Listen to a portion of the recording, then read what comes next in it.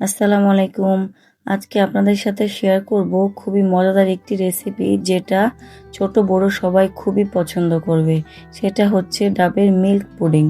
পুডিংটি দেখতে যেরকম লোভনীয় হয়েছে খেতে আরও বেশি মজা।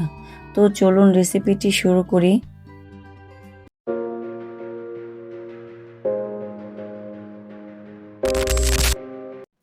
প্রথমে আমি একটি ডাব ভালোভাবে ধুয়ে ডাবটিকে কেটে নিচ্ছি।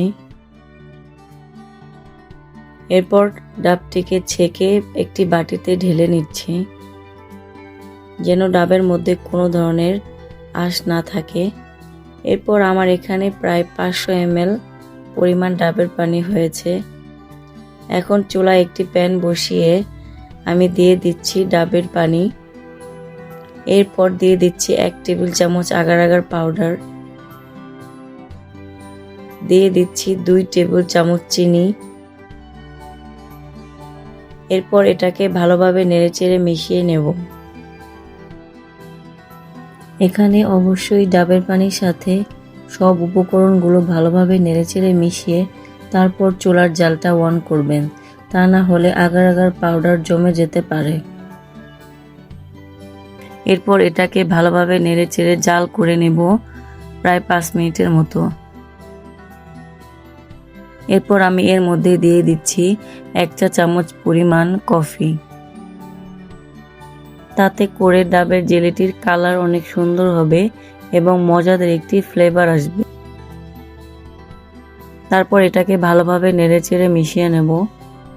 এভাবে নেড়েচেড়ে মেশাতে মেশাতে যখন ডাবের পানিটা ভালোভাবে ফুটে আসবে তখন আমি এটাকে চুলা থেকে নামিয়ে নেব। এখন একটি পাত্র নিয়ে সেই পাত্রের মধ্যে ঢেলে দিচ্ছি ডাবের পানির মিশ্রণটি। তারপর আমি এর মধ্যে দিয়ে দেব কিছুটা নারকেল কোড়া। নারকেল কোড়া দেওয়ার কারণে স্বাদটা বেড়ে যাবে এবং দেখতে খুব সুন্দর লাগবে। এখন আমি এটা ঠান্ডা হওয়ার জন্য রেখে দেব। ঠান্ডা হয়ে গেলে এটি জেলি হয়ে যাবে। এরপর একটি প্যানে দিয়ে দিচ্ছি 2 কাপ লিকুইড দুধ। এর মধ্যে দিয়ে দিচ্ছি 1/2 কাপ পরিমাণ গুঁড়ো দুধ। তারপর দিয়ে দিচ্ছি 2 টেবিল চামচ চিনি। এরপর দিয়ে দিচ্ছি 2টা এলাচ, 1 টেবিল চামচ আগার আগার পাউডার। এরপর মিশ্রণটাকে ভালোভাবে নেড়েচেড়ে মিশিয়ে নেব। ভালোভাবে মেশানো হয়ে গেলে চুলার গ্যাসটা অন করে দেব।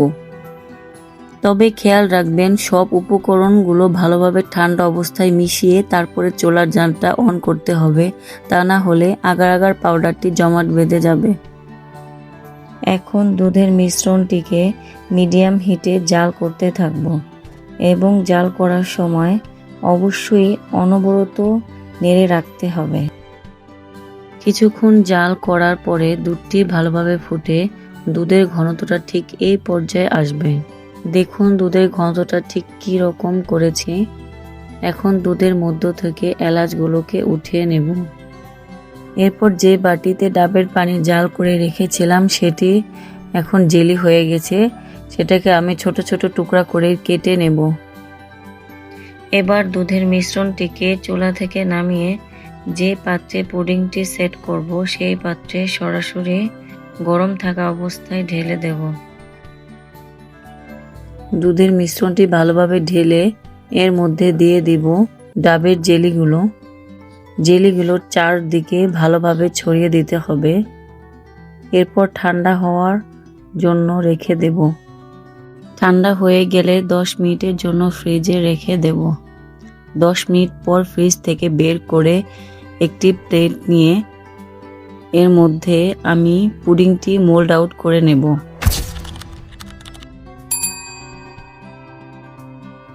দেখুন কতটা সুন্দর হয়েছে আমার ডাবের মিল্ক পুডিংটি, মাশাআল্লাহ। এখন কেটে পরিবেশন করুন। তো ঝটপট তৈরি হয়ে গেল খুবই হেলদি ও বাচ্চাদের পছন্দের ডাবের মিল্ক পুডিংটি। ডাবের এই পুডিংটি এতটাই মজা হয়েছে আপনারা একবার ট্রাই করে দেখুন। রেসিপিটি ভালো লাগলে অবশ্যই লাইক, কমেন্ট, শেয়ার করতে ভুলবেন না। আর এরকম নতুন নতুন রেসিপি পেতে আমার চ্যানেলটি এখনই সাবস্ক্রাইব করে রাখুন। পরবর্তীতে নতুন কোনো রেসিপি নিয়ে আপনাদের সাথে দেখা হবে। সেই পর্যন্ত সবাই ভালো থাকবেন, সুস্থ থাকবেন। আল্লাহ হাফেজ।